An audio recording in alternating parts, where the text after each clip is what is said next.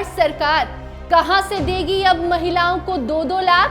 क्या सच होगी प्रशांत किशोर की कही हुई बात? माथा पीट रहे हैं नीतीश कुमार। नमस्कार, स्टार टीवी बिहार देख रहे हैं आप और मैं आपके साथ वंदना। बिहार में सरकार ही नहीं बल्कि आम लोगों की टेंशन भी बढ़ी हुई है। बड़े बड़े वादों के कारण कर्ज में नीतीश सरकार तो डूब ही रही है, आम जनता के ऊपर भी इस कर्ज का भार पड़ने वाला है। नीतीश सरकार के साथ साथ आम जनता के ऊपर भी कर्ज चढ़ गया है। ऐसे में अब नीतीश मोदी की जोड़ी हिट तो हो गई, लेकिन बिहार में कितनी फिट बैठती है ये देखना दिलचस्प होगा। जी हां, बिहार सरकार इस वक्त गंभीर वित्तीय चुनौतियों का सामना कर रही है। मुफ्त योजनाओं की लंबी लिस्ट, चुनावी वादों का दबाव और लिमिटेड इनकम, इन सब ने राज्य की माली हालत को बेहद कमजोर बना दिया है। नीतीश सरकार की महत्वाकांक्षी 10,000 योजना, जिसने चुनाव जितवाया और अब आगे चलकर महिलाओं को 2-2 लाख रुपए देने का वादा बिहार के वित्तीय ढांचे को हिलाकर रख दिया है। राज्य सरकार को न सिर्फ इन योजनाओं के लिए हजारों करोड़ रुपए की जरूरत है, बल्कि मुफ्त बिजली, वेतन, पेंशन और ब्याज भुगतान जैसी बड़ी जिम्मेदारियों को भी पूरा करना है। इस दबाव का असर ये हुआ कि बिहार का आज प्रति व्यक्ति यानी कि हर एक व्यक्ति पर लगभग 27,000 रुपए के कर्ज चढ़ चुके हैं। सबसे बड़ी चुनौती महिलाओं को 2-2 लाख रुपए देने की घोषणा बनी हुई है। बिहार में 1.40 करोड़ से अधिक महिलाएं इस दायरे में आती हैं। इसका सीधा मतलब है कि सरकार को कुल 2.8 लाख करोड़ रुपए की जरूरत पड़ेगी। ये राशि बिहार के मौजूदा बजट का लगभग 88% है। इससे ये स्पष्ट है कि ये तो रकम राज्य अपने संसाधनों से जुटा सकता है और न ही कर्ज लेकर इतनी बड़ी राशि का जुगाड़ किया जा सकता है। अगर सरकार इस योजना को सीमित स्तर पर भी लागू करे, जैसे कि 10 लाख या 20 लाख महिलाओं को पैसे दे, तब भी 20,000 करोड़ से लेकर 40,000 करोड़ तक की जरूरत पड़ेगी। वित्तीय विशेषज्ञ इस योजना को व्यवहारिक रूप से असंभव मानते हैं, जो कि बिहार की जनता के लिए एक झटका माना जा रहा है। प्रशांत किशोर ने कहा भी था कि वादा तो कर दिया नीतीश कुमार, वादा को पूरा नहीं कर पाएंगे। विपक्ष का कहना था कि पैसे वापस ले लिए जाएंगे और ये अब सवाल के घेरे में है।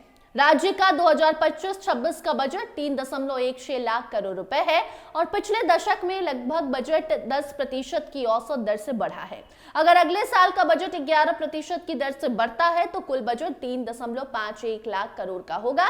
लेकिन दिलचस्प बात यह है कि बजट में होने वाली अतिरिक्त वृद्धि लगभग 34,858 करोड़ रुपए भी अगर पूरी तरह महिलाओं को दे दी जाए, तब भी केवल 17 लाख महिलाओं को ही 2 लाख रुपए दिए जा सकेंगे। इससे यह साफ है कि वादा जितना बड़ा है, उसकी वित्तीय वास्तविकता उतनी ही कमजोर है। और यह बता रही है कि बिहार सरकार ने जल्दबाजी में वादा तो कर दिया, लेकिन इस वादा को पूरा कैसे करेंगे, ये सबसे बड़ी चुनौती है। क्या महिलाओं से अब 10-10 हजार रुपए जो दिए गए हैं वो भी वापस ले लिए जाएंगे, या फिर इतना ही पैसा देकर छोड़ दिया जाएगा? बिहार सरकार ने हाल ही में 91,717 करोड़ रुपए का दूसरा सप्लीमेंट्री बजट पास किया।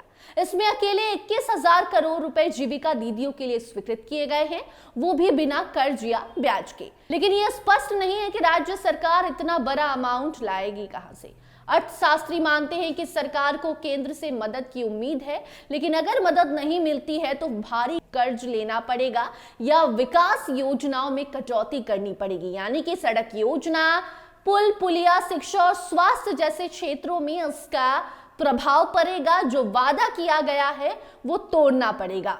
कर्ज के मोर्चे पर भी बिहार की स्थिति चिंताजनक है। आरबीआई के रिपोर्ट के मुताबिक राज्य पर 3.61 लाख करोड़ रुपए का कर्ज है। इस साल चुनावी घोषणाओं के कारण सरकार ने 55,737 करोड़ रुपए का नया कर्ज लिया है।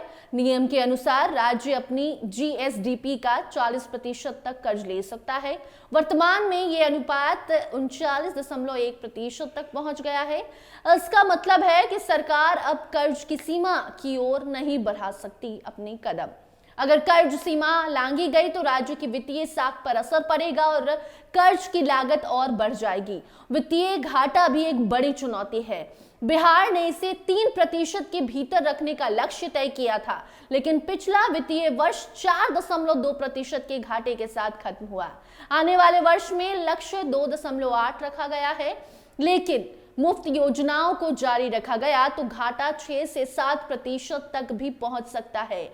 यह स्थिति कर्मचारियों की वेतन और पेंशन भुगतान को प्रभावित कर सकती है, जो किसी भी राज्य सरकार के लिए गंभीर प्रशासनिक संकट होता है। वर्तमान बजट में केवल ब्याज भुगतान पर ही 23,000 करोड़ रुपए खर्च होने वाले हैं, जबकि प्रति व्यक्ति आय मात्र 66,828 रुपए है, जो राष्ट्रीय औसत से काफी कम है। विकास दर 8.64% होने के बावजूद राजस्व संग्रह अभी कमजोर है। आय का सबसे बड़ा स्रोत जीएसटी और केंद्र से मिलने वाली सहायता है।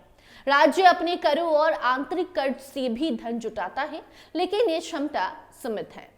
अर्थशास्त्रियों का मानना है कि मुफ्त योजनाओं की राजनीति ने बिहार की आर्थिक रीढ़ पर भारी दबाव डाला है। अब अगर सरकार राजस्व बढ़ाने और खर्चों को कंट्रोल नहीं करती है तो आने वाले सालों में राज्य एक बड़े वित्तीय संकट का सामना कर सकता है, जिसका खामियाजा आम जनता को भी भुगतना पड़ेगा। तो अब देखना होगा कि नीतीश मोदी की जोड़ी कैसे इस वित्तीय संकट से बाहर निकलती है या फिर जनता को ठगती है। इस रिपोर्ट पर आपकी क्या राय है, कमेंट सेक्शन में जरूर बताइए। देखते रहिए स्टार टीवी बिहार। धन्यवाद।